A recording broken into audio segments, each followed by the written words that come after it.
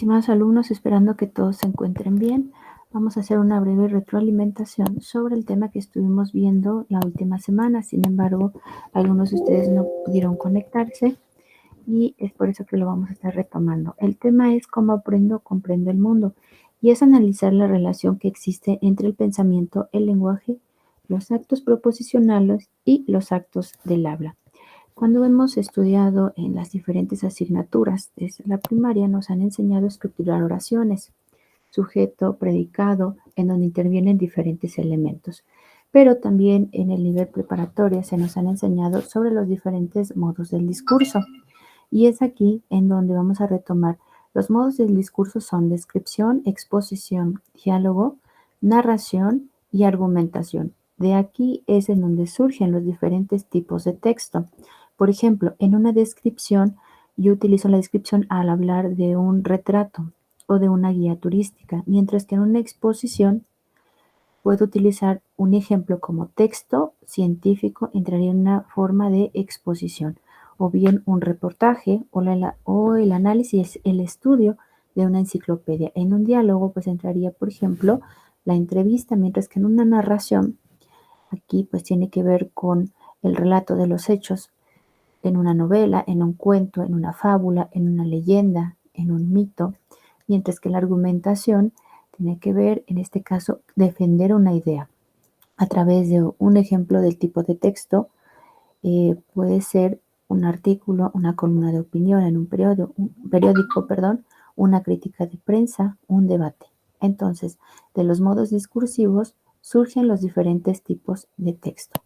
Partiendo de esto y retomando que existen los elementos básicos del habla, como son emisor, receptor y mensaje, vamos a retomar entonces el tema que tenemos pendiente.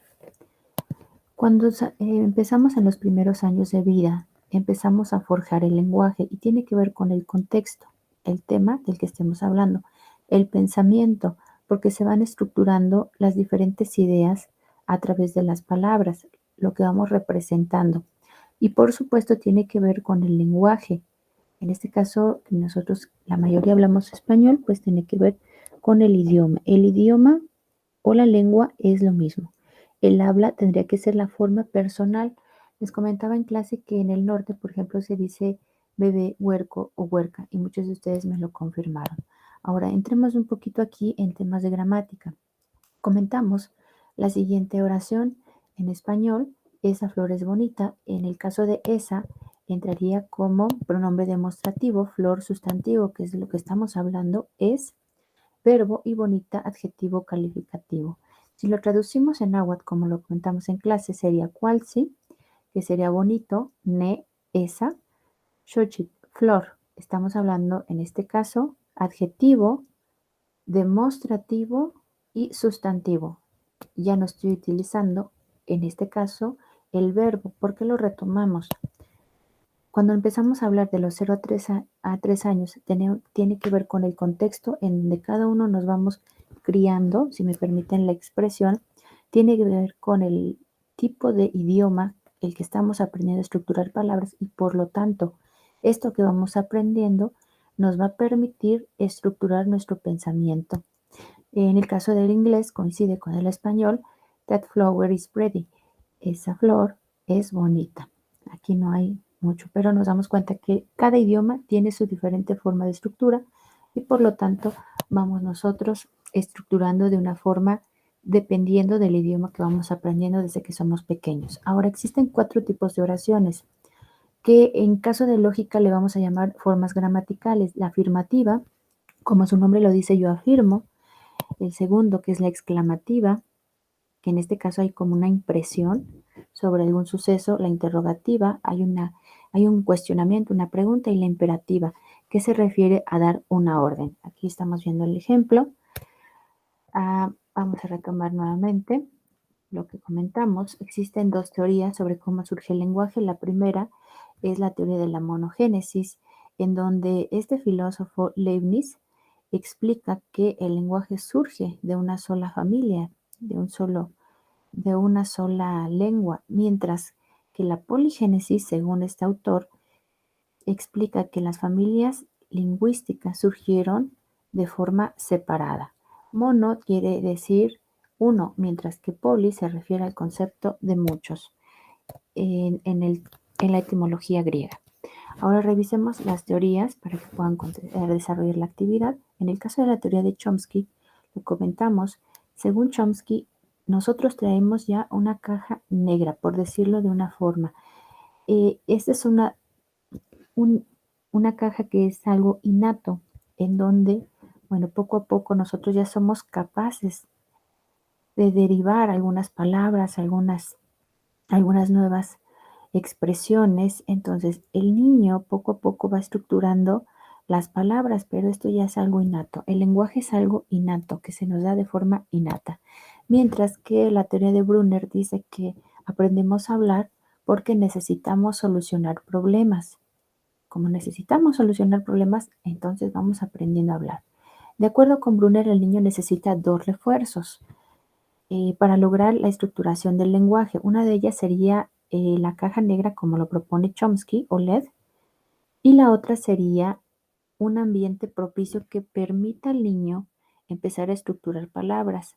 Y estábamos comentando en clase que algunos hermanitos mayores aprenden de forma más lenta a hablar, mientras que los hermanos menores aprenden más rápido porque tiene que ver con el contexto. Hay una presencia, un ambiente que le permite poco a poco adquirir más palabras.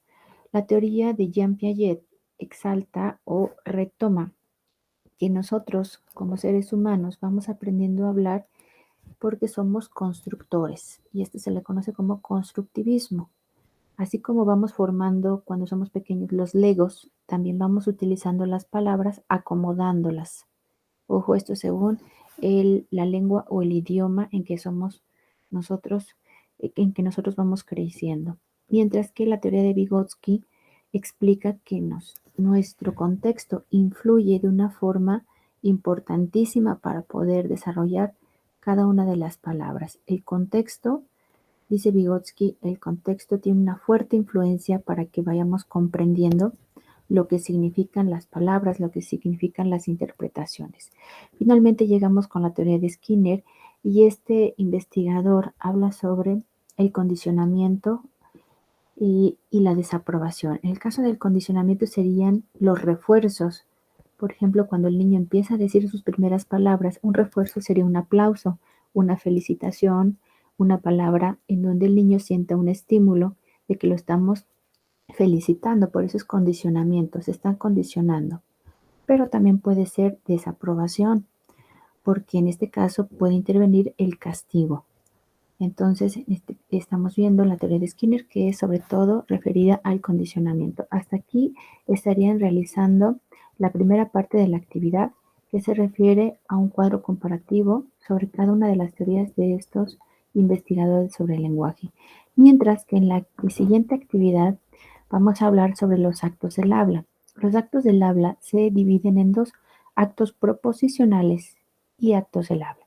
Referir y predicar corresponden a proposicionales, mientras que el acto de habla se refiere a aseverar, preguntar, ordenar, prometer y argumentar.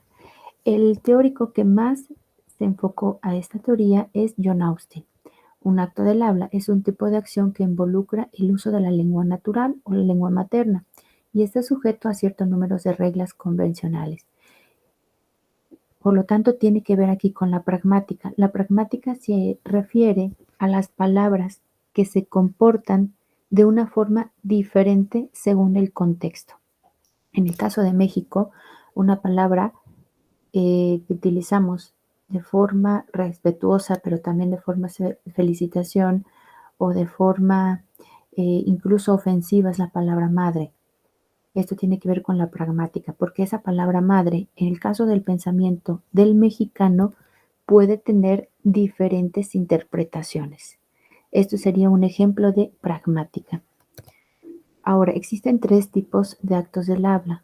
Lo divide en tres categorías: locucionarios, ilocucionarios y perlocucionarios. En el caso de locucionarios es la emisión del mensaje, ilocucionarios la interpretación del mensaje, y perlocucionarios se refiere a todas aquellas aquellas palabras, pero que también implican un compromiso.